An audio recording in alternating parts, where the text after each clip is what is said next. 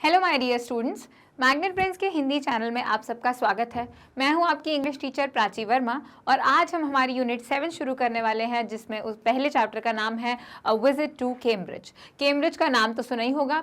University of Cambridge England की बहुत ही मशहूर यूनिवर्सिटी है, जहाँ से कितने सारे बड़े बड़े लेखक, कवि और न जाने कितने मशहूर लोग जो हैं यहाँ से पढ़े हुए हैं और ये उन्हीं लोगों की वजह से बहुत ज़्यादा ही मशहूर हैं। तो चलिए देखते हैं कि कौन ऐसा व्यक्ति है जो अपनी यात्रा जो उसने कैम्ब्रिज जाकर करी थी उसके बारे में हमें बताता है।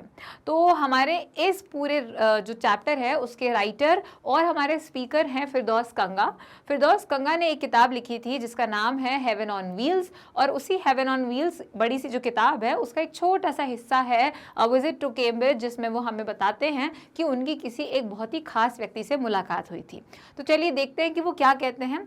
This work a visit to Cambridge is from heaven on wheels. ये जो वर्क है, ये जो चैप्टर है अ विजिट टू कैम्ब्रिज, ये हेवन ऑन व्हील्स से लिया गया है।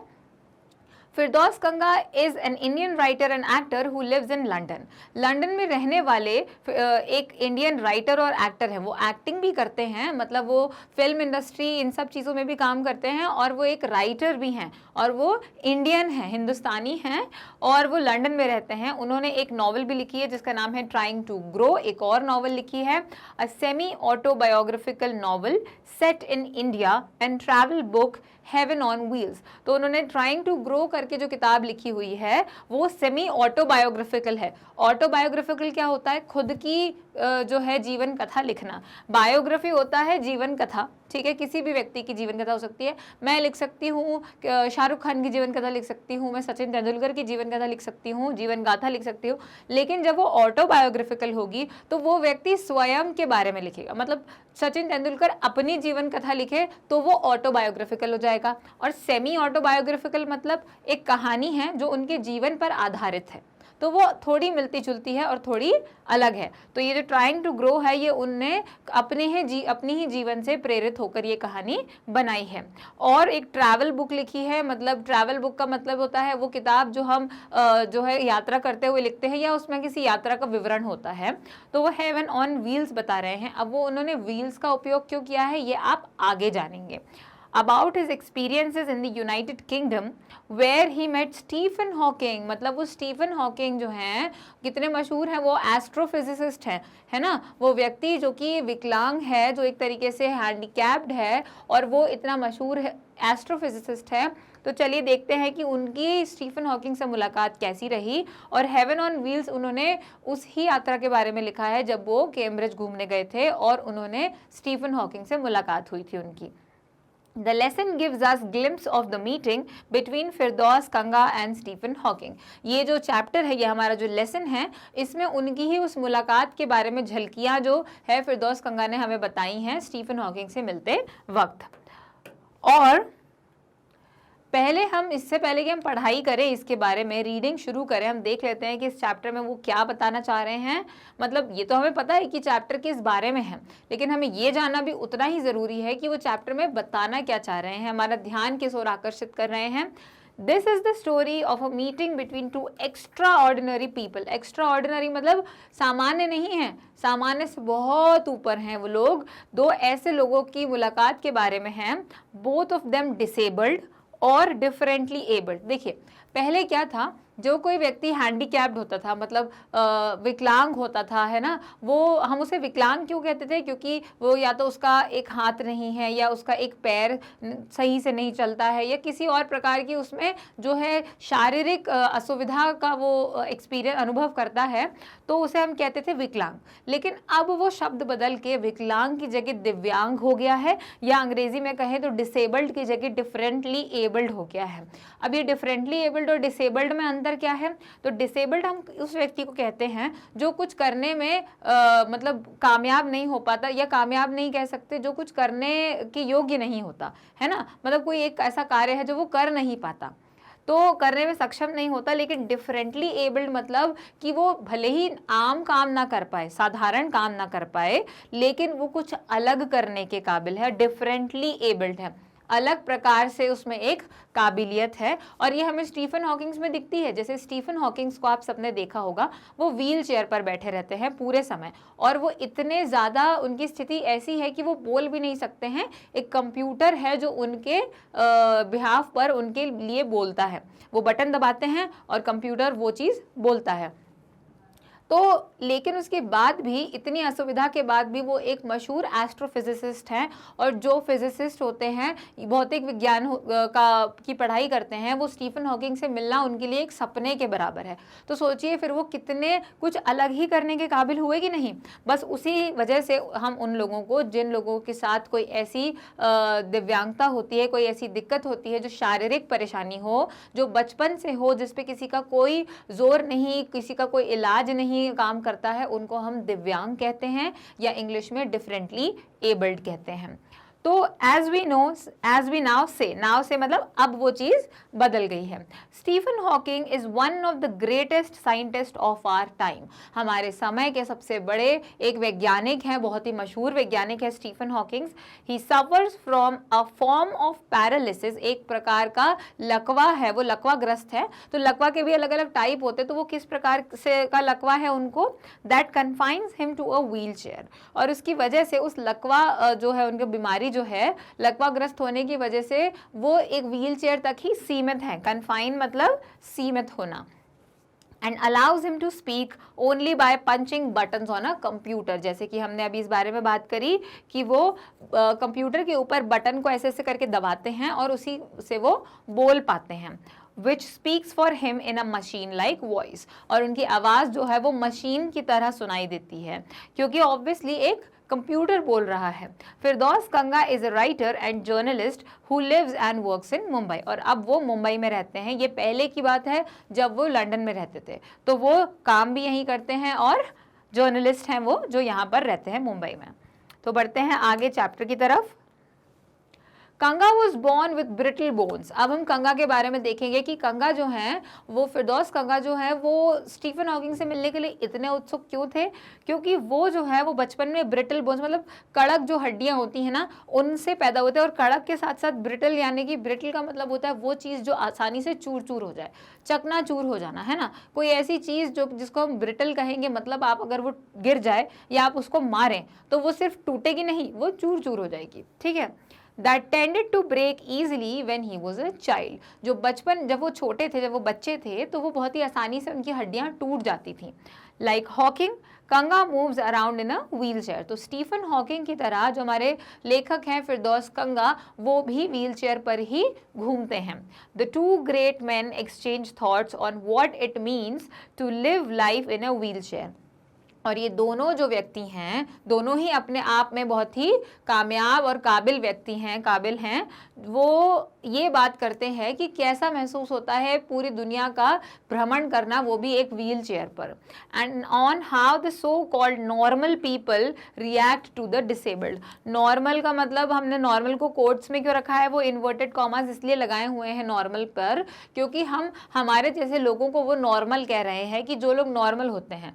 जैसे कुछ लोग होते हैं ना, जो अलग जो लोग होते हैं, उनको ऐसे देखते हैं जैसे कि उनने कुछ गलत कर दिया है, या वो हमसे अलग हैं, है ना। तो अगर वो हमसे अलग हैं तो हम तो आम हो गए ना उनके लिए। तो बस उसी प्रकार से वो ये कह रहे हैं कि हम इस बारे में भी बात करेंगे कि कैसे नॉर्मल लोग जो होते हैं, आम लोग जो होते हैं, हमारी इस दिव्यांगता को देखते हैं और कैसे उसको समझते हैं। तो चलिए आगे बढ़ते हैं चैप्टर की तरफ। शुरू होता है चैप्टर ये बताते हुए फिरदौस के लिए कैम्ब्रिज कैसा था। Cambridge was my metaphor for England. अब मेटाफर आपने कई बार देखा होगा, हम जब भी पोइटिक डिवाइसेस डिस्कस करते हैं उसमें मेटाफर कई बार आता है। तो मेटाफर क्या होता है, हम जब किसी चीज़ की तुलना करते हैं लेकिन सीधी तुलना नहीं करते, है ना। इसको हिंदी में हम रूपक अलंकार भी कहते हैं।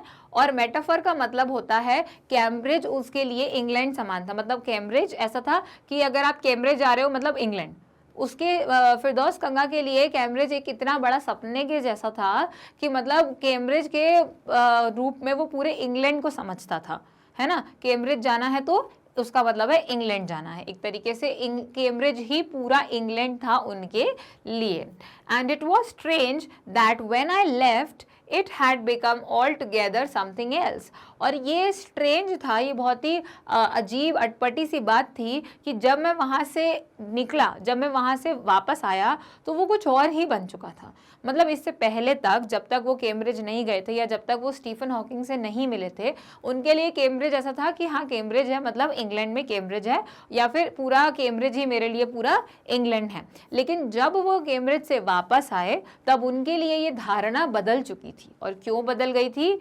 Because I had met Stephen Hawkings there, क्योंकि इस दफ़ा वो स्टीफन हॉकिंग से मुलाकात करके आ रहे थे। तो अब उनके लिए कैम्ब्रिज, इंग्लैंड, ये सब कुछ बहुत बड़ी बातें नहीं थी। बड़ी बात क्या हो गई थी कि वो स्टीफन हॉकिंग से उनकी मुलाकात हो गई थी। It was on a walking tour through Cambridge that the guide mentioned Stephen Hawking. अब वो लोग एक वॉकिंग टूर पे थे।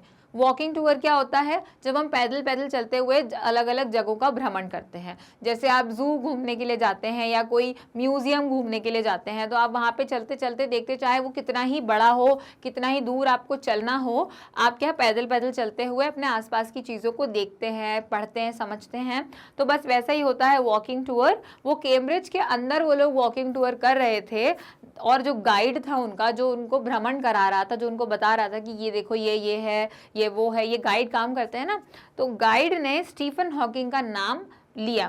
Poor man who is quite disabled now दो ही इज अ वर्दी सक्सेसर टू आइजैक न्यूटन। अब उन्होंने यहाँ पे स्टीफन हॉकिंग को आइजैक न्यूटन से उनकी तुलना करी थी। तो आइजैक न्यूटन तो बहुत ही मशहूर हैं, आइजैक न्यूटन को कौन नहीं जानता है। बल्कि ये जो कुछ पुराने वैज्ञानिक हैं, इनकी वजह से ही तो हमारा जीवन आज आसान बन पाया है। जैसे कि आप ग्रेविटी के लिए देख लीजिए या फिर फोर्स के लिए देख लीजिए। अगर आपको साइंस में बहुत ही मज़ा आता है तो आपको ज़रूर पता होगा कि न्यूटन जो हैं वो कितने ज़्यादा मशहूर हैं। और न्यूटन मतलब कोई भी अगर बहुत ही वो रहता है ना, तेज़ दिमाग, तेज़ बुद्धि वाला व्यक्ति हमारे आसपास रहता है, तो हम उसको एक तरीके से मेटाफर का इस्तेमाल करते हुए न्यूटन कहते हैं। क्यों? क्योंकि वो फिज़िक्स में बहुत ज़्यादा बढ़िया जो है अच्छा परफॉर्म करता है। फिज़िक्स उसकी बहुत स्ट्रॉन्ग है, बहुत अच्छी है पकड़ उसकी फ़िज़िक्स के ऊपर, तो हम उसे न्यूटन बोल देते हैं। क्योंकि न्यूटन एक बहुत बड़ी उपाधि है, वो सिर्फ एक नाम नहीं है, वो एक बहुत बड़ी उपाधि है। तो यहाँ पर जब उस गाइड ने ऐसा कहा कि बेचारा व्यक्ति जो कि थोड़ा सा डिसेबल्ड है, अब वो चल फिर नहीं पाता है, नाउ दो ही इज़ अ वर्दी सक्सेसर, मतलब वो एक बहुत ही, सक्सेसर कौन होता है? पीढ़ी को आगे बढ़ाने वाला, है ना। तो सक्सेसर है किसके? आइजैक न्यूटन के, मतलब वो उस लायक हैं, वो आइजैक न्यूटन की पीढ़ी को, के इस लेगेसी को आगे बढ़ाने के लिए बहुत ही लायक व्यक्ति है। Whose chair he has at the university. और अगर आइजैक न्यूटन आज होते कैम्ब्रिज में, तो वो जहाँ बैठते वहाँ पर स्टीफन हॉकिंग्स की जगह है। ये ऐसा गाइड ने उनका विवरण दिया। तो ये बहुत ही सुंदर विवरण है कि भले ही वो बेचारे, मतलब अपने शारीरिक तौर पर उनको हम कहें कि वो बहुत ज़्यादा बेचारे हैं, उन पर दया आए, लेकिन उसके बावजूद वो आइजैक न्यूटन के बहुत ही ज़्यादा लायक सक्सेसर हैं। और उसके साथ साथ उनकी ही कुर्सी जो है उनके पास है यूनिवर्सिटी में। तो मतलब उन्होंने एक बहुत ही अच्छा जो यहाँ पर इंट्रोडक्शन दिया स्टीफन हॉकिंग्स का। तो हमारे जो राइटर हैं फिरदौस कांगा, वो यहाँ पर क्या कहते हैं कि कैम्ब्रिज पहले तो मेरे लिए इतना था, कैम्ब्रिज यानी इंग्लैंड, लेकिन मेरी धारणा बदल गई जब मैं वहाँ जाके स्टीफन हॉकिंग से मिल पाया। और ये कब हुआ? वो वॉकिंग टूर पे थे कैम्ब्रिज के अंदर, और गाइड ने अचानक से स्टीफन हॉकिंग्स का नाम लिया। वो ने स्टीफन हॉकिंग्स का विवरण दिया कि वो आइजैक न्यूटन के समान है हमारे लिए, और वो भले ही बेचारे हैं, भले वो दिव्यांग है, लेकिन उसके बावजूद उन्होंने उन आइजैक न्यूटन की जो कुर्सी है, जो उनकी जगह है यूनिवर्सिटी में, वो जगह किसकी है? अब स्टीफन हॉकिंग्स की जगह है। तो इस प्रकार उन्होंने विवरण दिया। तब जाके फिरदौस कांगा को याद आया कि मैं कैम्ब्रिज में हूँ, तो मुझे स्टीफन हॉकिंग से मिलने का मौका मिल सकता है।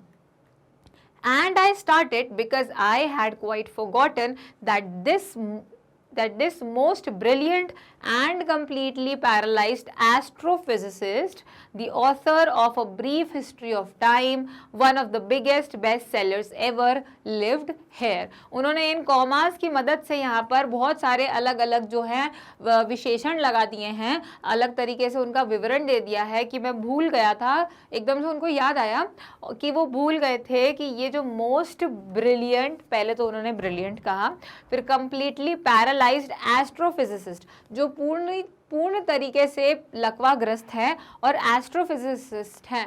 एस्ट्रोफिजिसिस्ट कौन होते हैं? स्कॉलर ऑफ एस्ट्रोफिजिक्स, जो एस्ट्रोफिजिक्स की पढ़ाई करते हैं। उसके बाद में एस्ट्रोफिजिक्स क्या होता है? Branch of physics dealing with stars, planets etcetera. मतलब फिजिक्स की एक ऐसी ब्रांच जो कि स्पेस है ना, स्टार, ऐसा प्लैनेट, ब्रह्मांड, इन सब चीज़ों के बारे में पढ़ाई करते हैं, वो कहलाते हैं एस्ट्रोफिजिसिस्ट। तो वो पूरी तरीके से लकवाग्रस्त हैं, लेकिन वो एस्ट्रोफिजिसिस्ट हैं। The author of a brief history of time, और उन्होंने एक किताब लिखी है जो कि बहुत ज़्यादा मशहूर है, a brief history of time. One of the biggest best sellers ever, मतलब सबसे ज़्यादा बिकने वाली किताब के लेखक हैं यहाँ पर, जो यहीं पर रहते हैं। उन्होंने इस प्रकार से उनका इंट्रोडक्शन दिया।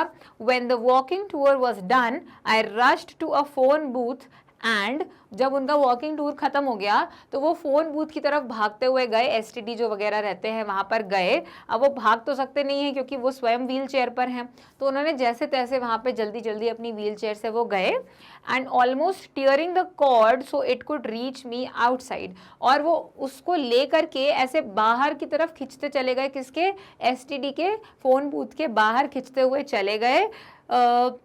में outside phone Stephen Hawkings house, और उन्होंने स्टीफन हॉकिंग के घर पर कॉल किया। तो मतलब उन्होंने क्या किया, यहाँ पर सबसे पहले तो उनको एकदम से ये याद आया कि यहाँ पर सबसे ज़्यादा ब्रिलियंट, पूरी तरीके से लकवाग्रस्त एस्ट्रोफिजिसिस्ट यहाँ पर रहते हैं। A brief history of time के लेखक, जो कि सबसे ज़्यादा इस वक्त बिकने वाली किताबों में से एक है, वो यहाँ पर रहते हैं। तो उन्होंने जैसे ही अपना वॉकिंग टूर पूरा किया, वो फ़ोन बूथ की तरफ भाग कर गए और उन्होंने फ़ोन जो है उसको उठाया, रिसीवर को उठाया और अपने कान पे लगाकर उतनी बाहर की तरफ खींचा कि वो एसटीडी से बाहर आ जाएं। मतलब टीयरिंग द कॉर्ड का मतलब होता है कि उन्होंने इतनी जोर से उसको खींचा कि वो टूट ही जाती मानो, ठीक है। और उन्होंने किसको? स्टीफन हॉकिंग्स के घर पर फोन लगाया। अब उन्होंने सीधे वहीं पर फोन लगा लिया। देखते हैं आगे वो क्या बोलते हैं फोन पर।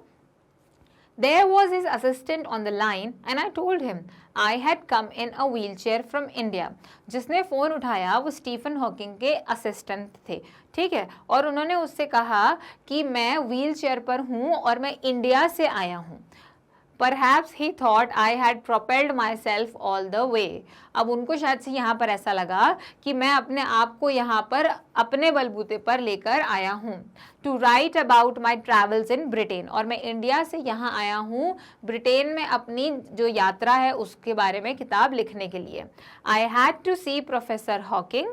Even 10 minutes would do. यहाँ पर उनका जो है ऐसा उन्हें बताया कि उन्होंने क्या किया कि मुझे प्रोफेसर हॉकिंग से मिलना है, प्लीज़ मुझे मिलना है, 10 मिनट भी चलेंगे। उन्होंने कहा 10 मिनट भी दोगे तो चलेंगे। Half an hour he said, from 3:30 to 4। उन्होंने कहा आपको आधा घंटा मिलेगा 3:30 बजे से 4 बजे तक का। तो ये तो बहुत ही बढ़िया बात हो गई थी कि उन्होंने उस असिस्टेंट को, जैसे उस असिस्टेंट ने फ़ोन उठाया तो हमारे लेखक जो हैं उन्होंने उत्साहित होकर कहा कि मैं प्रोफेसर हॉकिंग से मिलना चाहता हूँ, मैं इंडिया से यहाँ तक आया हूँ और मैं व्हील चेयर पर हूँ और मैं ब्रिटेन में अपनी पूरा जो वक्त है, यात्रा है, उसके बारे में एक किताब लिखना चाहता हूँ, अगर 10 मिनट भी मिल जाए तो चलेगा। तो वहाँ से असिस्टेंट ने बहुत ही बड़ा सरप्राइज़ दे दिया इनको कि आपको 10 मिनट नहीं, आपको आधा घंटा दे रहा हूँ, 3:30 बजे से 4 बजे तक। तो इस प्रकार ये बात सुन के तो फिरदौस बहुत खुश हो गए होंगे। And suddenly I felt weak all over, और फिर अचानक से उनको बहुत ही ज़्यादा कमज़ोर महसूस होने लग गया क्योंकि वो डर रहे थे, है ना। ये उत्साह का डर था जिसकी वजह से उनको कमज़ोर महसूस हो रहा था।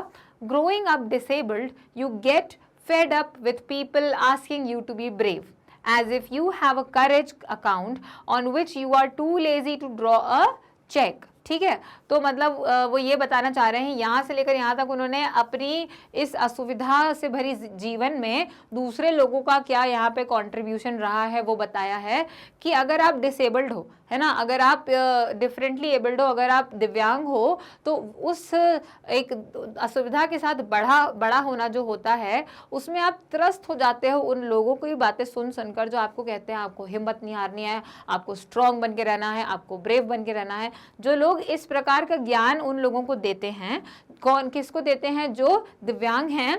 तो ऐसा लगता है जैसे कि आपका एक अकाउंट है, आपका एक खाता है जिसमें बहुत ज़्यादा ही करेज, बहुत हिम्मत भरी हुई है, लेकिन आपको चेक डाल के उसमें से हिम्मत निकालने में आलस आ रही है।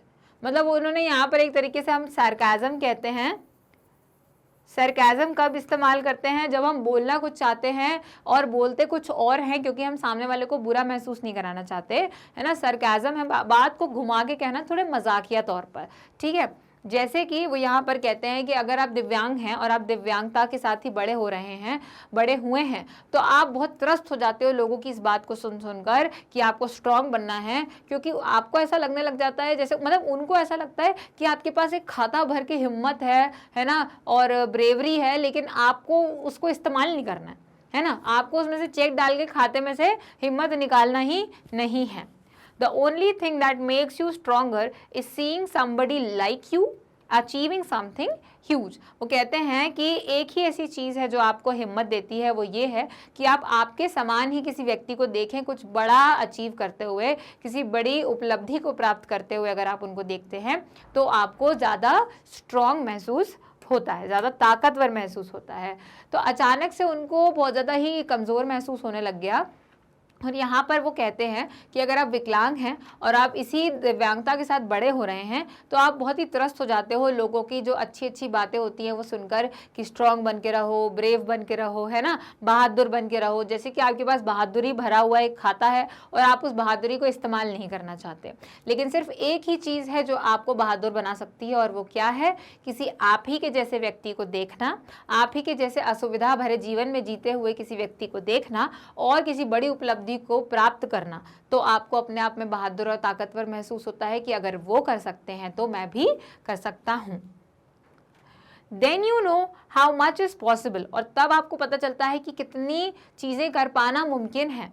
And you reach out further than you ever thought you could, और आप उतनी दूर तक पहुंच जाते हो जितना आपने कभी सोचा भी नहीं था। मतलब जब आपके अंदर वो एक मोटिवेशन आता है, आपके अंदर ये इंस्पिरेशन आती है, आपको समझ में आता है कि आप कितना कर सकते हो, आपके जीवन में कितनी सफलता पाना मुमकिन है, तो आप क्या करते हो, आप उस मुकाम से भी आगे पहुंच जाते हो जहां आपने कभी सोचा भी नहीं था। आई हैवंट बीन ब्रेव, वो कहते हैं। तो यहाँ पे स्टीफन हॉकिंग का जो डायलॉग है वो शुरू होता है कि मैं ब्रेव नहीं था, है ना, मैं ब्रेव कभी भी नहीं था। said his disembodied computer voice। disembodied का मतलब seeming to come from an unknown place, मतलब आपको समझ में नहीं आता कि वो कहाँ से आ रही है। embodied मतलब शरीर, और disembodied मतलब कि वो शरीर समझ में नहीं आ रहा है कि कहाँ से आवाज़ आ रही है, पर आवाज़ आती है ना। वो बोलते हैं, वो सिर्फ बटन दबाते हैं और एक स्पीकर है जहाँ से आपको आवाज़ आती है। तो उनके उस कंप्यूटर वॉइस बॉक्स से ये आवाज़ आती है कि मैं कभी हिम्मत वाला नहीं था। द नेक्स्ट आफ्टरनून, ठीक है, I have had no choice, मेरे पास कोई विकल्प नहीं था, मेरे पास कोई ऑप्शन ही नहीं था बहादुर होने के अलावा। तो वो यहाँ पर क्या कहते हैं, स्टीफन हॉकिंग कहते हैं कि मतलब पहले तो वो बताते हैं अपना कि तब आपको जाके समझ में आता है कि कितना कर पाना मुमकिन है, और आप अपने मुकाम से, अपने लक्ष्य से शायद और आगे पहुँच सकते हैं, क्योंकि आपने कभी उस बारे में सोचा ही नहीं था। और फिर स्टीफन हॉकिंग यहाँ पर कहते हैं कि मैं बहादुर नहीं था। वो जब उससे पूछते हैं कि आपने ये सब कैसे किया, आपके अंदर ये बहादुरी, ये ब्रेवरी कहाँ से आई, तो स्टीफन हॉकिंग ने यहाँ पर कहा कि मैं बहादुर नहीं था, मैं कभी भी बहादुर नहीं था। दरअसल मेरे पास कोई विकल्प ही नहीं था। अगर मैं बहादुर नहीं होता, अगर मैंने हिम्मत नहीं बटोरी होती, तो शायद मैं यहाँ तक नहीं पहुँच पाता। कुछ इस प्रकार वो अपनी बात को रखते हैं। वो कहते हैं, श्योरली आई वॉन्टेड टू से living creatively with the reality of the disintegrating body was a choice. तो वो ये कहते हैं कि आप अपनी इस दिन ब दिन बेकार होते हुए शरीर के साथ अगर आप क्रिएटिविटी के साथ जिए, है ना, कलाकार की तरह जिए, तो वो एक बहुत अच्छा विकल्प होता है। वो ये कहना चाह रहे थे। कौन कहना चाह रहे थे? फिरदौस कंगा यहाँ पर कहना चाह रहे थे। डिसइंटीग्रेटिंग मतलब to break into many small pieces, छोटे छोटे टुकड़ों में टूटते हुए शरीर के साथ रहना, लेकिन कलाकार बन के रहना एक बहुत ही अच्छा विकल्प था। but I kept quiet because I felt guilty every time I spoke to him. लेकिन मैं चुप रहा, फिरदौस कंगा यहाँ पर चुप रहे क्योंकि उनको हर बार ग्लानि महसूस हो रही थी इस चीज़ को लेके कि मैं उनसे कोई सवाल कर रहा हूँ तो उनको इतनी मेहनत करनी पड़ रही है मुझे जवाब देने के लिए, मतलब मैं उनको परेशान कर रहा हूँ. फोर्सिंग हिम टू रिस्पॉन्ड, उनको जवाब तो देना पड़ेगा मेरे सवालों का, और जवाब देना पड़ेगा तो मतलब वो परेशान होंगे. There he was, tapping at the little switch in his hand, trying to find the words on his computer with the only bit of movement left to him, his long pale fingers. सिर्फ ये ही एक movement है, ये ही एक हिलना डुलना है जो उनका शरीर जो काम कर सकता है, वो ये है कि उंगली जो है उनकी लंबी पतली और मुरझाए हुए हाथों की जो उंगलियां हैं उनसे बटन दबाना और कंप्यूटर पे वो शब्द ढूंढना कि मुझे अब अगला क्या बोलना है. तो वो बस इतना ही कर पा रहे थे. तो इन्होंने क्या कहा, पहले तो इन्होंने कहा कि मैं ये कहना चाहता था, इस सवाल का जवाब देना चाहता था कि मेरे पास कोई विकल्प नहीं था. तो फिरदौस कंगा कहते हैं कि कलाकार की तरह जीना, अपने इस हर पल टूटते हुए शरीर के साथ अगर हम एक कलाकार बन के जिए तो वो एक बहुत अच्छा विकल्प होता है. लेकिन उन्होंने क्यों कुछ नहीं कहा, उन्होंने इसलिए कुछ नहीं कहा क्योंकि उन्हें बुरा लगता था कि हर बार जब वो उनसे सवाल पूछेंगे तो स्टीफन हॉकिंग को अपनी लंबी पतली उंगलियों से मेहनत करनी पड़ेगी शब्द दबाने के लिए, फिर कंप्यूटर में शब्द ढूंढने के लिए और बोलने के लिए. तो उनको दया आ रही थी कि वो उनको इतनी मेहनत नहीं करवाना चाहते हैं. आगे वो बोलते हैं, every so often his eyes would shut in frustrated exhaustion, और हर थोड़ी देर में उनकी आंखें जो हैं वो फ्रस्ट्रेटेड एग्जॉशन का मतलब होता है थकान, और फ्रस्ट्रेटेड का मतलब होता है चिढ़. मतलब हम कभी ऐसा आंख बंद करते ना, लंबी गहरी सांस लेते हैं और अपनी आंखों को ऐसे बंद करते हैं कि जैसे अब बस हो गया, अब और नहीं करते बन रहा. तो यहाँ पे फिरदौस कंगा ये बताते हैं कि हर थोड़ी देर में स्टीफन हॉकिंग की जो आंखें हैं वो इस प्रकार बंद हो जाती थी. And sitting opposite him I could feel his anguish, और उनके जस्ट सामने, उनके एकदम ही सामने, ऑपोजिट मतलब विपरीत है ना, वो यहाँ बैठे थे तो मैं उनके सामने बैठा हुआ था, तो इस वक्त मैं उनका एंग्विश फील कर पा रहा था. एंग्विश क्या होता है, अ लॉट ऑफ मेंटल सफरिंग, बहुत ज़्यादा ही दिमाग पर जोर डालना और जो एक त्रस्त हो जाने वाली स्थिति होती है वो यहाँ पर महसूस कर पा रहे थे. The mind bound with thoughts that came out in frozen phrases and sentences stiff as corpses. तो वहाँ उन्होंने जो बोला उसका यहाँ पे उन्होंने एक्सप्लेनेशन दिया है कॉप्सेस तक. बोएंट होता है तैरना, ठीक है, इंटेंसली एक्टिव एंड वाइब्रेंट, जो ऊपर की ओर रहते हैं ना, हल्के रहते हैं, उनको हम बोएंट कहते हैं.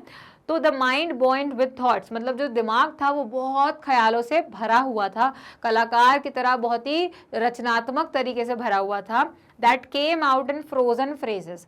फ्रेजेस मतलब आपको पता ही है, वाक्य के जो छोटे छोटे टुकड़े होते हैं उनको हम फ्रेजेस कहते हैं. पर वो फ्रोजन क्यों थे, जमे हुए क्यों थे, ठंडे थे एकदम, क्योंकि वो अपने मुंह से नहीं बोल पा रहे थे ना. जब हम कुछ बोलते हैं अपने मुंह से बोलते हैं तो हमारी भावना उसमें झलकती है. किसी के लिखे हुए लेटर को हम जब पढ़ेंगे तो हम शायद उतना अच्छा जो है उसको अनुभव ना कर पाए, उनकी भावनाओं का अनुभव ना कर पाए. लेकिन जब हम उस व्यक्ति के मुंह से स्वयं से वो चीज़ सुनते हैं, अपने कानों से उसे सुनते हैं, तो हमें उनमें भावनाएं समझ आती है कि हम किस प्रकार बोल रहे हैं, खुशी से बोल रहे हैं, दुख में बोल रहे हैं, चिढ़ में बोल रहे हैं.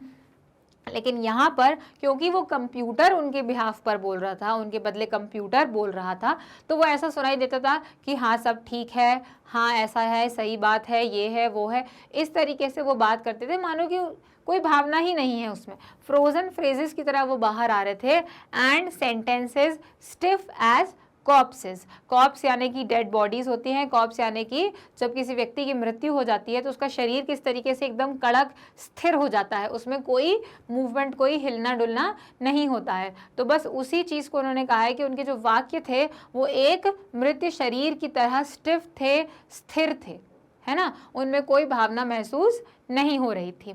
अ lot of people seem to think that disabled people are chronically happy.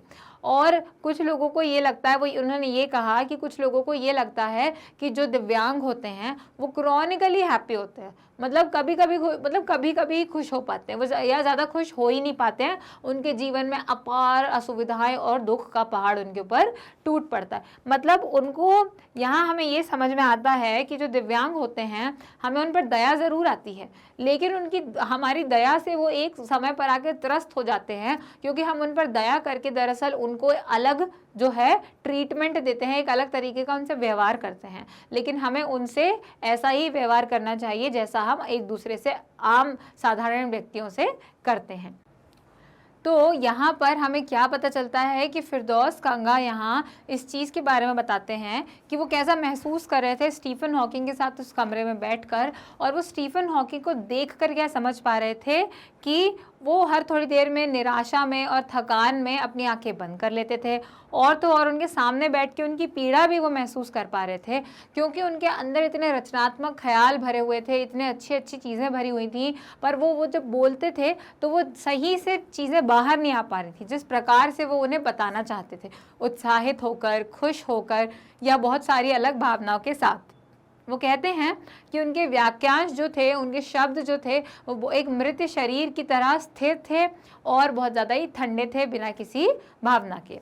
और वो ये आखिर में स्टीफन हॉकिंग की कही हुई बात हमको बताते हैं कि बहुत से लोग ऐसा सोचते हैं कि जो दिव्यांग होते हैं वो कलानुक्रमिक रूप से बहुत ज़्यादा ही दुखी होते हैं, मतलब कि उनके जीवन में बहुत ज़्यादा खुशियाँ नहीं होती हैं, क्योंकि हम उन पर इतनी दया करते हैं इसलिए हमें ऐसा लगता है कि वो बहुत परेशान जीवन जी रहे हैं। लेकिन दरअसल हमें उन पर इतनी दया करके उनके साथ अलग व्यवहार नहीं करना चाहिए, क्योंकि हम उनको एक तरीके से दया करके ना उनको हमारे बीच में शामिल नहीं करते, हम उन्हें अलग ही रखते हैं कि वो दिव्यांग है, अरे वो दिव्यांग है, कुछ इस प्रकार से। हमें उन्हें साधारण व्यक्तियों की तरह ही उनके साथ बर्ताव करना चाहिए। फिर वो कहते हैं, I said I know that's not true myself, are you often laughing inside. तो वो ऐसा कहते हैं कि हाँ मुझे पता है, मुझे ऐसा लगता है कि ये इतना भी ज़्यादा सत्य नहीं है, लेकिन क्या आप कई बार अंदर से हंसते हो इस चीज़ को लेके। About 3 minutes later, he responded, और 3 मिनट के बाद वो इसका जवाब देते हैं, I find it amusing when people patronize me। amusing का मतलब होता है अचानक से हंसी आ जाना या किसी बात को लेके हंस देना, मुस्कुरा देना, और पैट्रनाइज का मतलब होता है किसी को इस प्रकार से समझना कि आप वो जो हैं आपसे बेहतर है। जैसे आप किसी के बारे में पूछते हो, अरे सर आप ऐसा वैसा, मतलब आप कोई आपकी टीचर है जिनको आप बहुत मानते हो तो आप उनको पैट्रनाइज करते हो, आप उनको बहुत मानते हो, ठीक है। तो वो बोलते हैं कि मुझे ये चीज़ बहुत ही ज़्यादा मज़ेदार लगती है कि लोग मुझे इतना मानते हैं, लोग मुझे इतना बड़ा मानते हैं, मेरा मतलब बड़प्पन समझते हैं मेरा हर चीज़ को लेकर, तो वो चीज़ उनको बहुत मज़ेदार लगती है। And do you find it annoying when someone like me comes and disturbs you in your work? और फिर यहाँ पे कंगा जो हैं वो स्टीफन हॉकिंग से पूछते हैं कि आपको क्या ये चीज़ बहुत चिढ़ने वाली लगती है, या आप इस चीज़ से बहुत चिढ़ते हैं जब आपके काम के बीच में मेरे जैसा कोई व्यक्ति आके आपको परेशान करता है। मतलब उन्होंने सवाल जो है अपने मन की जो एक वो थी, सवाल जो एक गुत्थी थी वो सुलझाने के लिए उन्होंने बीच इस इंटरव्यू में उस चीज़ को डाल दिया। पहले तो वो कहते हैं कि जो लोगों का बर्ताव है इस चीज़ को लेके मैं पूरी तरीके से सहमत नहीं हूँ, पर क्या आपको इस चीज़ को लेके हंसी आती है। तो 3 मिनट के बाद वो जवाब देते हैं कि हाँ मुझे तो ये बहुत मज़ेदार लगता है कि लोग मुझे जो है इतना संरक्षण देते हैं, मुझे इतना मानते हैं, है ना। और फिर फिरदौस यहाँ पूछते हैं कि क्या मेरे जैसा जब कोई आके आपको आपके काम के बीच में परेशान करता है तो क्या आपको उस चीज़ से चिढ़ मचती है। तो वो कहते हैं, अब द आंसर फ्लैश्ड मतलब एकदम से उन्होंने जवाब दिया यस, ठीक है, मतलब एकदम से जवाब दिया। अक्सर वो इतना जल्दी जवाब नहीं देते हैं, पर उन्होंने यहाँ जल्दी से जवाब दे दिया। Then he smiled his one way smile and I knew without being sentimental और सिली। जब उन्होंने अपनी एक तरफा मुस्कुराहट दी, मतलब एक वो जो कहते हैं चालाक सी मुस्कुराहट, जब उन्होंने मजाक किया यहाँ पर कंगा के साथ, तो उन्होंने एक मुस्कुराहट दी उनको, और वो समझ गए, कंगा इस चीज़ को समझ गए, ना ही वो भावुक हो रहे थे, ना ही वो बेवकूफ़ी की बात कर रहे थे, that I was looking at one of the most beautiful man in the world. और यहाँ पर वो कहते हैं कि उनकी इस मुस्कुराहट को देखकर ना ही मैं भावुक हुआ और ना ही मैंने कोई बेवकूफ़ी की बात कही, लेकिन मैं ये चीज़ समझ चुका था कि मैं दुनिया के सबसे खूबसूरत जो व्यक्ति हैं उनमें से एक व्यक्ति को अपने सामने देख रहा हूँ। मतलब उस चीज़ को देखकर, उस दृश्य को देखकर वो इतने ज़्यादा उनको वो चीज़ छू गई कि उन्होंने कहा कि स्टीफन हॉकिंस, मतलब आप उनको देखिए कि वो कितने खूबसूरत हैं। A first glimpse of him is shocking. आप पहले बार जब उनको देखेंगे तो आप थोड़े शॉक हो जाएंगे, क्योंकि आपने शायद से जैसा सोचा था वो वैसा ना हो। Because he is like a still photograph, क्योंकि वो एक तस्वीर की तरह है। स्टिल तस्वीर मतलब बिना हिलती डुलती हुई एक सीधी सादी तस्वीर की तरह है। एक तो वो व्यक्ति वाकई में नहीं हिलता है तो वो और ज़्यादा ऐसा लगता है कि वो एक तस्वीर ही है। As if all those pictures of him in magazine and newspaper have turned 3 dimensional, मतलब उनकी जो तस्वीर आपने मैगजीन में, अखबारों में देखी हैं वो कैसी हो गई है, 3D बन गई है। 3D क्या होता है, देखिए 2D या 1D क्या होता है जब आप पेपर पे किसी चीज़ को देखते हो, और 3D तब होता है जब आप पेपर पे ही देखते हो लेकिन ऐसा लगता है कि वो चीज़ आपके सामने है ना। जैसे कि अगर आप एक पेन की फ़ोटो देखेंगे तो वो आपको सिर्फ एक तरफ से दिखाई देगा, दूसरी पेपर की दूसरी तरफ से नहीं दिखाई देगा। लेकिन अगर आप अपने सामने उस पेन को देखेंगे तो आप उसे चारों ओर से देख सकते हैं, ऊपर से, नीचे से, आगे से, पीछे से, सब देख सकते हैं। तो वो क्या हो जाता है, 3 डायमेंशनल हो जाता है जब आप उसे हर तरफ से समझ सकते हैं, देख सकते हैं। तो वो क्या कहते हैं कि जब उन्होंने पूछा कि आपको मेरे जैसा व्यक्ति आगे परेशान जब करता है तो क्या आपको गुस्सा आती है, चिढ़ मचती है, तो यहाँ पर फटाफट उन्होंने जवाब दिया स्टीफन हॉकिंस ने कि हाँ। और फिर उन्होंने एक तरफा मुस्कुराहट जो दी वो फिरदौस कंगा जो हैं हमारे राइटर, उनको इतनी अच्छी लगी कि उन्होंने कहा मैं भावुक नहीं हो रहा हूँ और ना ही मैं पागल हो गया हूँ खुशी के मारे, लेकिन मैंने आज अपने आंखों के सामने दुनिया में सबसे खूबसूरत व्यक्तियों में से एक व्यक्ति को मैं देख रहा हूँ। वो ऐसा कहते हैं कि उनकी तस्वीर की तरह ही वो दिखते हैं। शुरू में आप ज़रूर थोड़ा सा शॉक हो जाएंगे, लेकिन ऐसा लगता है कि उनकी सारी तस्वीरें जो आपने देखी है ना वो लाइव आ गई हों, वो 3D बन गई हों, है ना। तो वो यहाँ पर कहते हैं, वो इस चीज़ का विवरण देते हैं कि किस प्रकार वो व्यक्ति इतना खूबसूरत है। Then you see the head twisted sideways into a slump, और क्योंकि वो बिल्कुल सीधे नहीं बैठ सकते और सर बहुत भारी होता है, हमारे शरीर का एक बहुत ही भारी हिस्सा होता है, तो अगर आप अपनी गर्दन पे जोर नहीं लगा सकते तो आपकी गर्दन टेढ़ी रहेगी। और अगर आप सबने स्टीफन हॉकिंस को देखा होगा तो आप देख सकते हैं कि किस प्रकार उनकी जो गर्दन है वो एक तरफ की तरफ ऐसा लगता है जैसे उस तरफ गिरी हुई है। तो बिल्कुल उसी प्रकार उन्होंने बताया, the torso shrunk inside the pale blue shirt, उन्होंने ब्लू कलर की शर्ट पहनी थी। और टॉर्सो का मतलब होता है धड़, जो हमारा सर से नीचे का जो हिस्सा होता है ना उसे हम टॉर्सो कहते हैं। तो upper part of the body मतलब कमर से लेकर कंधे के बीच का जो हिस्सा होता है उसे हम टॉर्सो कहते हैं।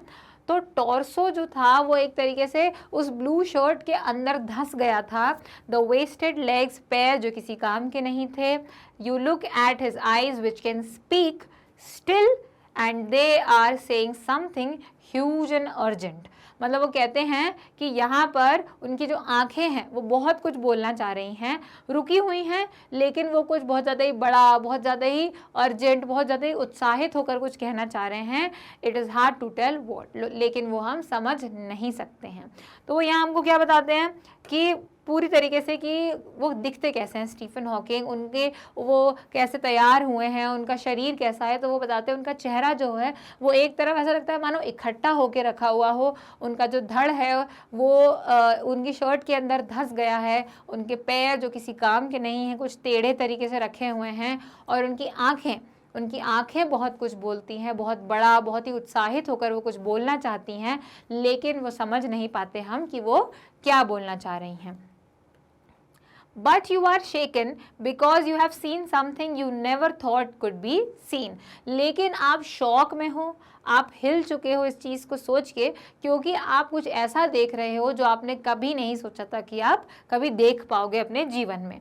Before you, like a lantern whose walls are worn so thin, you glimpse only the light inside. मतलब कि इससे पहले आपने एक लालटेन की तरह देखो उस चीज़ को, कि एक लालटेन है जिसकी दीवारें जो हैं, जिसके ग्लास जो हैं बाहर के, जहाँ से रोशनी आती है, वो जलने की वजह से इतने पतले हो गए हैं कि आप अंदर की रोशनी देख पा रहे हो।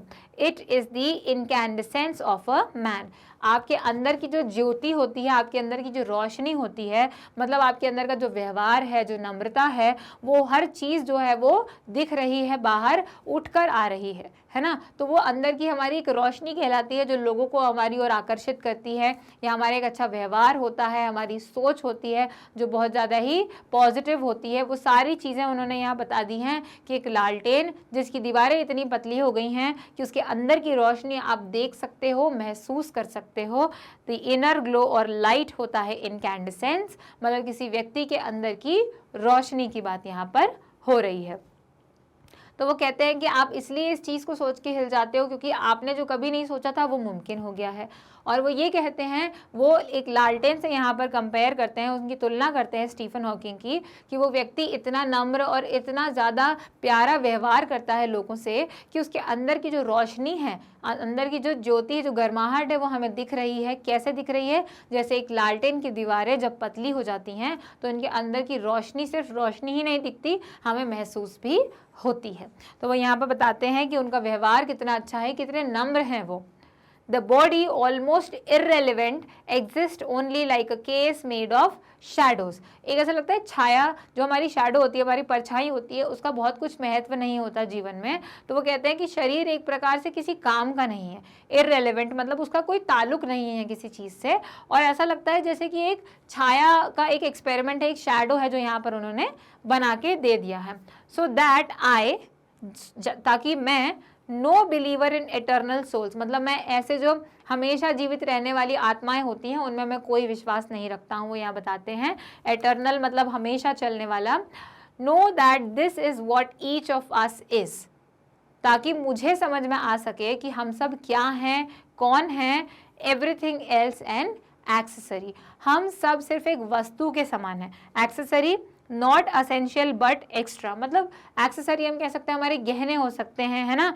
डेकोरेटिव होती है वो चीज़, जैसे कि मैंने कहा गहने वो ज़रूरी नहीं होती है पर वो दिखने में अच्छी लगती है क्योंकि वो डेकोरेटिव होती है, और वो बहुत ज़्यादा होती है, बहुत एक्स्ट्रा होती है जिसकी ज़रूरत नहीं होती है। अगर आप गहने नहीं पहनेंगे तो आप बुरे नहीं लगेंगे, आप अच्छे ही लगेंगे, लेकिन आप गहने पहनते हो। तो वो कहते हैं यहाँ पर कि इतनी सारी चीज़ों के बाद वो कहते हैं कि भले ही उनका शरीर किसी काम का नहीं है, उनके काम से कोई ताल्लुक नहीं रखता है उनका शरीर, लेकिन ये सब इसीलिए मैं अनुभव कर रहा हूँ ताकि मैं, जो कि हमेशा जीवित रहने वाली आत्माएं या याद रखने वाली आत्माओं के में विश्वास नहीं रखता, मैं ये जान सकूं कि हम सब क्या हैं, हम सब क्यों हैं, और हम सब सिर्फ एक एक्सेसरी के समान है, एक वस्तु के समान है जो सजावट के लिए इस्तेमाल की जाती है लेकिन उसकी कोई ज़रूरत नहीं होती है। What do you think is the best thing about being disabled? अब यहाँ पे फिरदौस कंगा एक सवाल पूछते हैं स्टीफन हॉकिंग से कि आपको क्या लगता है कि दिव्यांग होने की खास बात क्या होती है? What is the best thing about being disabled? I had asked him earlier, और ये चीज़ उन्होंने उनसे पहले पूछी थी। तो देखते हैं वो क्या जवाब देते हैं। तो यहाँ पर सबसे पहले तो हम ये देखेंगे कि उन्होंने क्या बताया कि उनका शरीर भले ही किसी काम का नहीं था, लेकिन वो उनसे मिलकर ये समझ पाए, वो भले ही किसी आत्माओं में या हमेशा जीवित रहने में या याद रखने में विश्वास नहीं रखते होंगे, लेकिन उन्हें ये पता चल गया था कि स्टीफन हॉकिंग इतना मशहूर क्यों हैं, वो इतने अच्छे हैं कि हम उनके सामने ऐसा लगता है कि एक वस्तु के समान है, एक ऐसी वस्तु के समान जिसकी कोई ज़रूरत नहीं है, सिर्फ सजावट और दिखावे के काम आती है। फिर वो उससे पूछते हैं, स्टीफन हॉकिंग से पूछते हैं, कौन, फिरदौस कंगा पूछते हैं कि दिव्यांग होने की सबसे बढ़िया बात क्या होती है। तो क्या होती है? I don't think there is anything good about being disabled.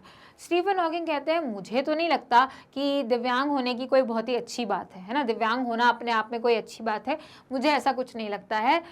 I think I said you do discover how much kindness there is in the world। तो यहाँ पे फिरदौस कंगा कहते हैं कि मुझे लगता है कि दिव्यांग होने से आपको ये समझ में आता है कि दुनिया में कितनी दया है, लोग कितने दयालु हैं, क्योंकि अगर आप दिव्यांग हो तो लोग आप पे दया करेंगे, फिर चाहे आप मन से अच्छे हो चाहे ना हो। तो दिव्यांग होने से एक चीज़ तो पता चल जाती है कि दुनिया में जो लोग हैं वो कितने दयालु हैं। यस, उन्होंने इस चीज़ पर सहमति अपनी जाहिर करी। He said it was a disadvantage of his voice synthesizer that it could not convey, no reflection, no inflection, no shades, no tone. मतलब उन्होंने जब यस कह के इस चीज़ पे सहमति दी तो जैसे एक रोबोट की आवाज़ आती ना, यस, बस। अब ये समझ में नहीं आया कि वो उत्साहित थे, नहीं थे, या ऐसे ही यस बोल दिया उनने, वो चीज़ यहाँ पर समझ में नहीं आ पाई।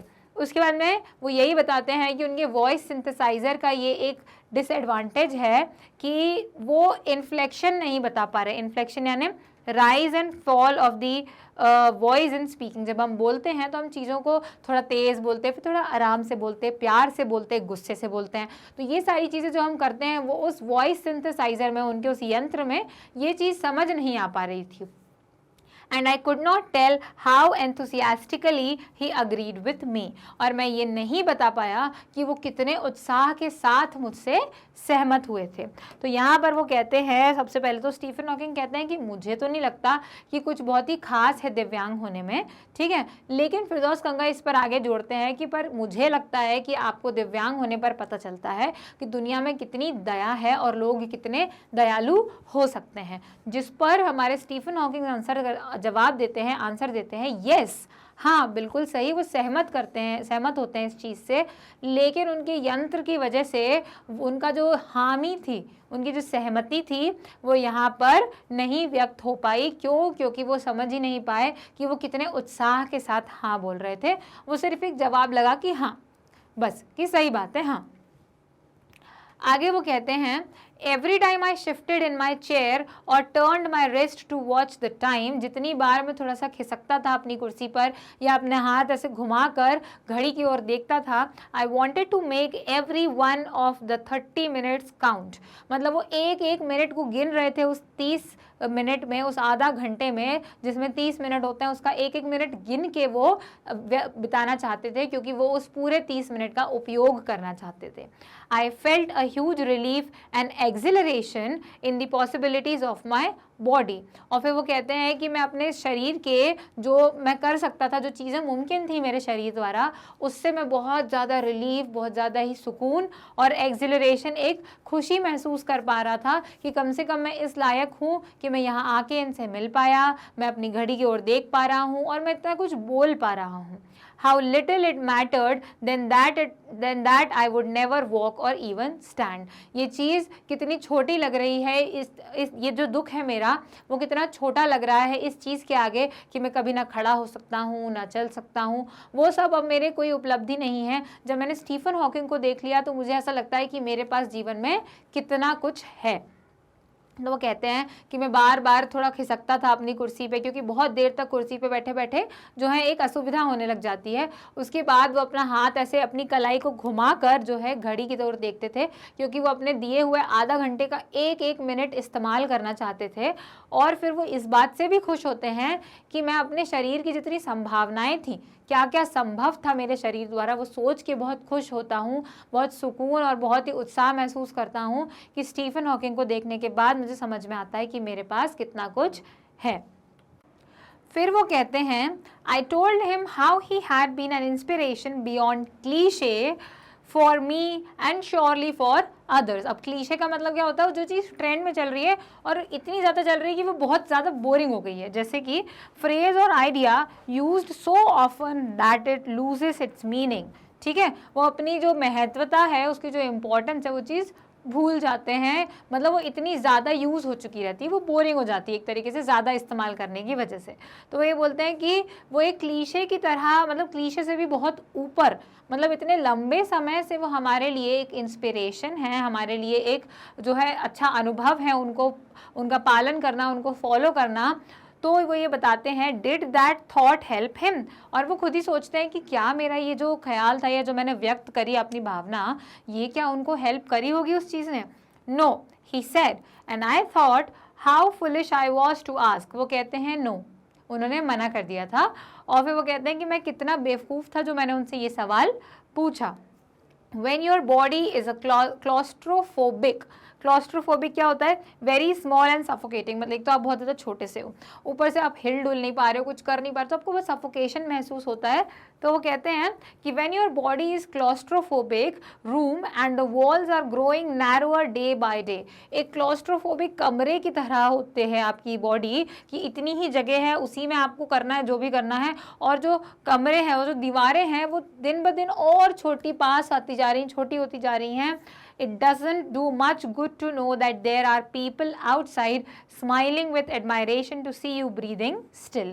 तो वो यहाँ पर एक बहुत ही ज़रूरी संदेश देते हैं कि जब आप इतने दुखी जो है स्थिति में रहते हो, फिजिकली आप शारीरिक तरीके से इतने परेशान रहते हो, आपका शरीर ऐसा लगता है आपको कि बहुत ही छोटी सी जगह है जहाँ पर आप परेशान हो, सफोकेट हो, मतलब ऐसा आपका दम घुट रहा है आपके शरीर के अंदर, लेकिन उसके बावजूद लोग आपको देखकर बहुत ज़्यादा खुश हो रहे हैं, आपको देखकर बहुत ज़्यादा ही प्रशंसा कर रहे हैं, आपके प्रशंसक रह रहे हैं। तो ये सारी चीज़ें आपको कोई खुशी प्रदान नहीं करती।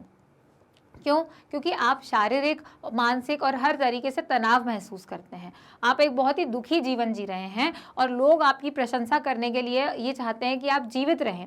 तो इसमें कोई बहुत अच्छी बात नहीं है ना। तो वो सबसे पहले तो ये पूछते हैं कि दूसरों के लिए आप प्रेरणा ही नहीं, आप प्रेरणा से बहुत ऊपर हो, आप सिर्फ एक प्रेरणा नहीं हो हमारे लिए, हम आपका अपना पूरा जीवन आपके जीवन को समर्पित कर सकते हैं, आप इस प्रकार हो हमारे लिए। तो इस चीज़ से स्टीफन हॉकिंग कहते हैं कि मैं इस चीज़ से बहुत ज़्यादा खुश नहीं हूँ, ना सहमत हूँ।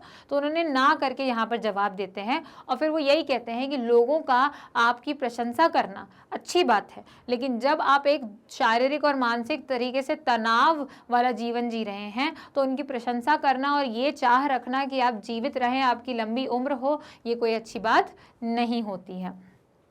आगे वो कहते हैं, is there any advice you can give disabled people, something that might help make life better. वो कहते हैं कि जो दिव्यांग होते हैं उनके लिए आप कोई संदेश देना चाहते हैं जिनसे उनका जीवन और बेहतर और सुखद हो सके। They should concentrate on what they are good at. I think things like the disabled Olympics are a waste of time. वो कहते हैं कि डिसेबल्ड लोगों का जो ओलंपिक्स होता है, दिव्यांग लोगों के लिए जो ओलंपिक्स रखवाया जाता है, वो किसी काम की चीज़ नहीं होती है, लेकिन आपको उन चीज़ों पे ध्यान देना चाहिए कि आप क्या बेहतर कर सकते हो। तो वो कहते हैं, जब वो सलाह मांगते हैं कि आप आज की पीढ़ी के जो दिव्यांग हैं उनके लिए कोई सलाह देना चाहते हैं, कोई संदेश देना चाहते हैं, तो वो कहते हैं कि आप अपने अच्छे रूप को देखो, आप क्या बेहतर कर सकते हो, आप किस चीज़ में परिपूर्ण हो, किस कला में आप अच्छे हो, आप वो देखो, वो समझो, तभी जाके आप जो है एक बेहतर जीवन जी पाओगे, क्योंकि आप जो कर रहे हो उसमें आप खुश रह पाओगे।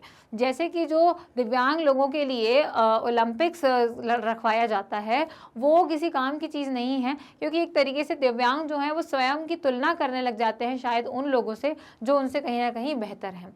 इससे बेहतर ये है कि हम खुद के, जहां आप अच्छे हैं, खुद की काबिलियत पर ध्यान दें, तो उससे हम ज़्यादा बेहतर जीवन जी सकते हैं। जिस पर फिरदौस कहते हैं, I know what you mean, मैं समझता हूँ आप जो कहना चाह रहे हैं। I remember the years I had spent trying to play a Spanish guitar considerably larger than I was. मतलब कि मैं जितना बड़ा हो गया हूँ उससे भी ज़्यादा मुझे याद है कि मैंने स्पेनिश गिटार बजाना सीखा था, है ना। स्पेनिश गिटार बजाना मैंने कितने सालों के लिए सीखा था, जितना बड़ा शायद मैं खुद भी नहीं हूँ। मतलब वो एक तरीके से एग्जैजरेट कर रहे हैं, इस चीज़ को बढ़ा चढ़ा के बता रहे हैं कि मैंने इतने लंबे समय के लिए स्पेनिश गिटार सीखा।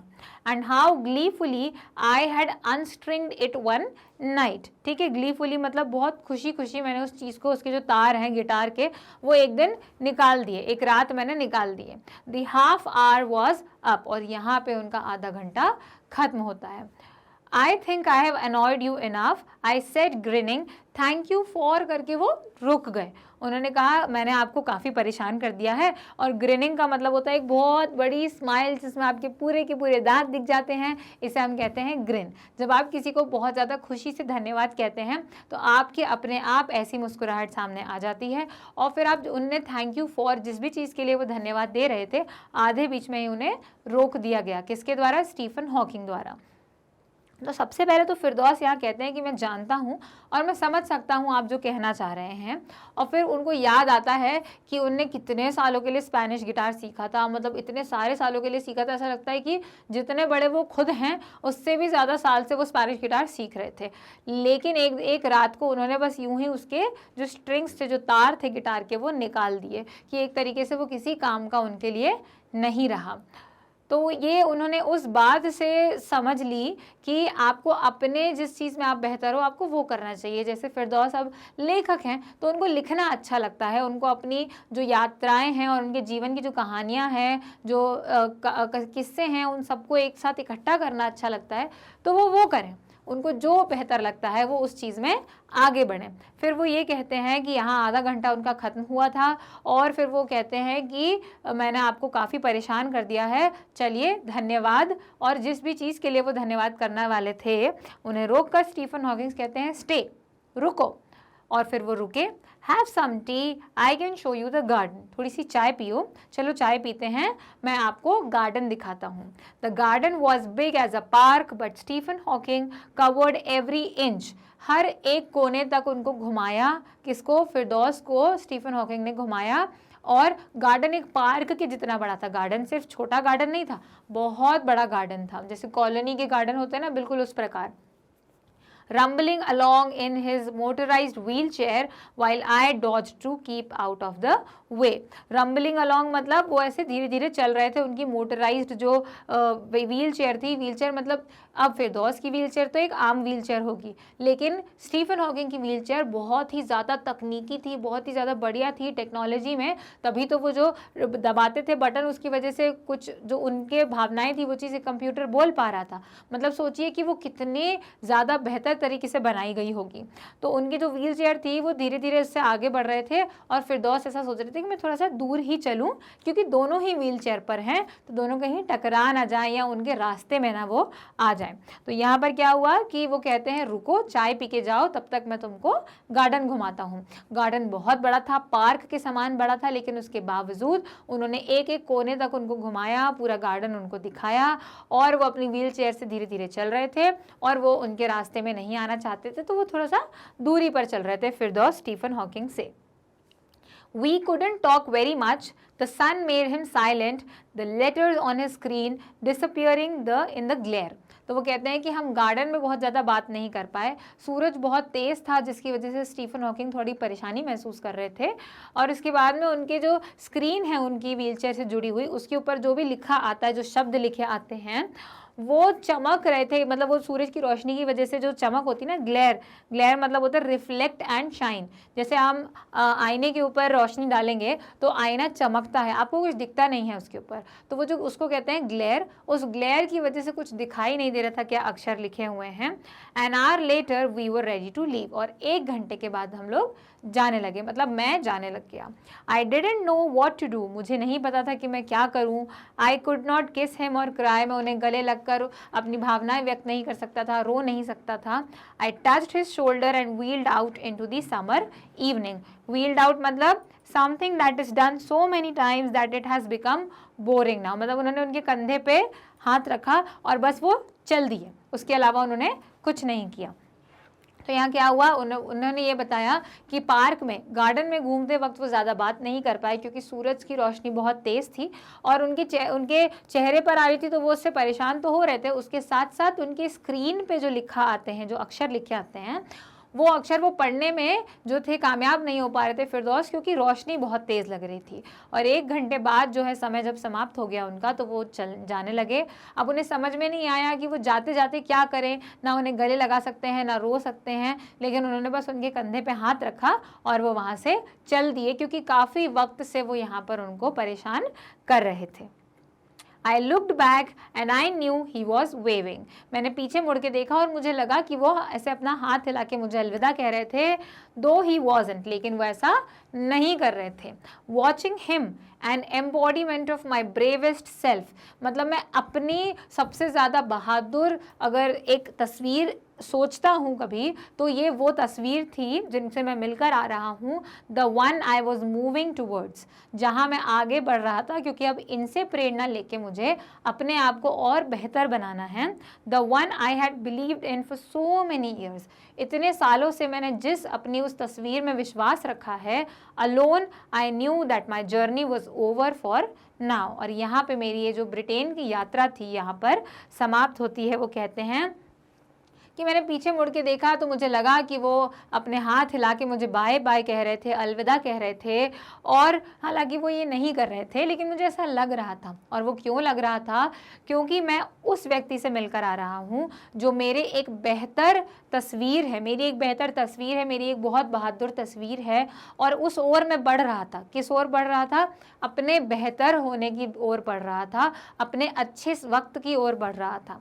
और ये सब देखकर मैं ये सोच लिया था मैंने कि यहाँ मैं अकेला हूँ, लेकिन ये मेरी जो यात्रा है ब्रिटेन की, ये समाप्त होती है और अब मैं एक बेहतर इंसान बनने की ओर चल रहा हूँ, क्योंकि मैंने स्टीफन हॉकिंग से इस चीज़ की प्रेरणा ली है। तो ये था हमारा चैप्टर जिसमें फिरदौस कंगा ने अपनी पूरा विवरण दिया कि उनका वो दिन कैसा गया, उनके वो आधा घंटे, उनकी वो पार्क में होने वाली वार्तालाप, हर चीज़ के बारे में हमें बताया और उन्हें कितना बेहतर महसूस हुआ, उनका अनुभव कितना सुंदर था कि उनने अपनी जर्नी को, अपनी यात्रा को सिर्फ ये नहीं कहा कि वो सिर्फ एक सफलतापूर्वक समाप्त हुई यात्रा थी, लेकिन एक बहुत ही सुंदर यात्रा थी। तो यहाँ पर हमारे ये चैप्टर की रीडिंग और एक्सप्लेनेशन खत्म होती है। अगले वीडियो में हम इस चैप्टर की समरी देखेंगे, और अगर आपको अगला वीडियो देखना है तो आपको जाना पड़ेगा मैग्नेट ब्रेन्स की वेबसाइट पर, टाइप करें magnetbrains.com, स्क्रीन इस प्रकार से खुल जाएगी।